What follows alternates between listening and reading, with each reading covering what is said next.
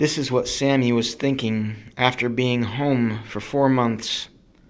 When you find out that you're going back to Iraq for a second tour, you're pissed. It's like a slap in the face. The second time around, you don't want to go, but the reasons for your resistance stem this time less from fear. You have a better idea of what to expect, although there will still be unknowns, than from a sense of failure. Why the hell are you going out there again? Didn't you say the war is supposed to be over? Didn't the army guys complete their mission? You begin questioning other branches of the service, which you know is not a good thing to do. You start dreading telling your family that you will be back in Iraq. You get on the phone one night to give your girlfriend in New Jersey the bad news. She starts crying, which makes you want to break something. You want to fight someone. You curse the military. You curse George W. Bush. Upon their return from the first tour, the workload for Sami and his friends at the base was relatively light.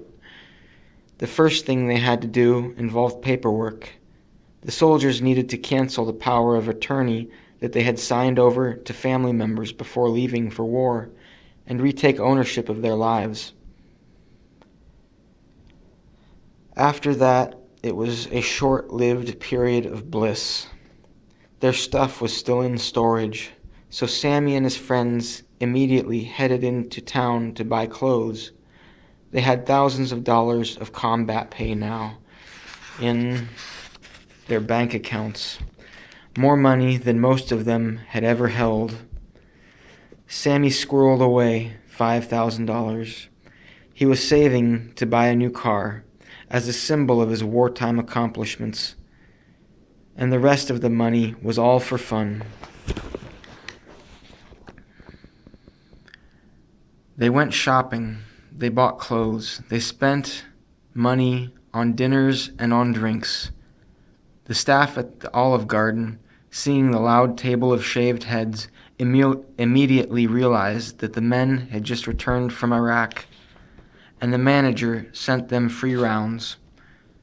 For a while, everybody was a hero, and the ordinary seemed extraordinary. Running water was as magical to them as a mythical river.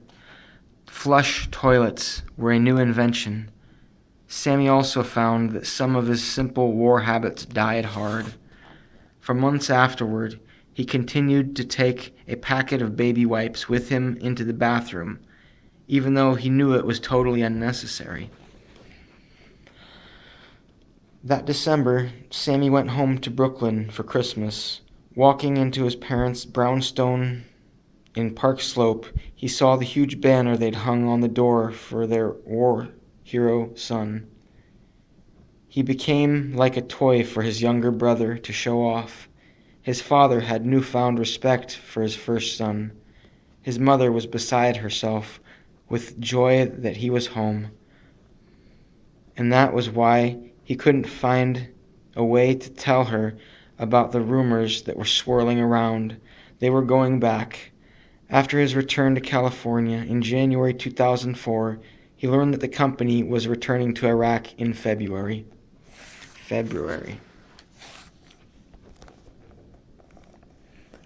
Rumors bounced around that the second time would be a cakewalk. They flew right into Iraq and saw that in one way that was true. They were now stationed in the restive western Iraqi province of Al-Anbar, but they reached their camp in Iraq easily. And once they got there, this is what they found: a cafeteria with hot food, internet stations, hot showers, working toilets, a TV room, a gym, a pool room, and cots rather than sleeping bags. Sami bunked again with Dan. In the beginning, life in Iraq felt a lot more civilized than the first time around, even more routine than when they were in Saddam's palace. It was a little like being at home.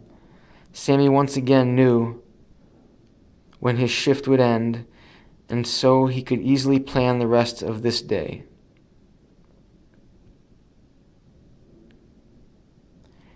That usually meant working out with Dan and the others for 2 hours, taking a shower, and then going on the internet, emailing Anna or calling home, watching the Yankees play the Red Sox on Armed Forces Network TV, or talking while sharing cigarettes with the guys until he fell asleep. He had been in the service for almost 3 years now, and he was ripe for another promotion. Finally, the news came. He was to advance to the rank of corporal, and he was thrilled. Now he would become a supervisor. When Sami told his commanding officer, the major, Sami thought was more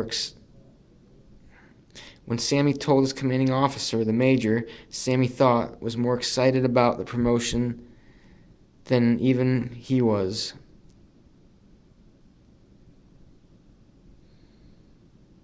The major was more excited about the promotion than even he was.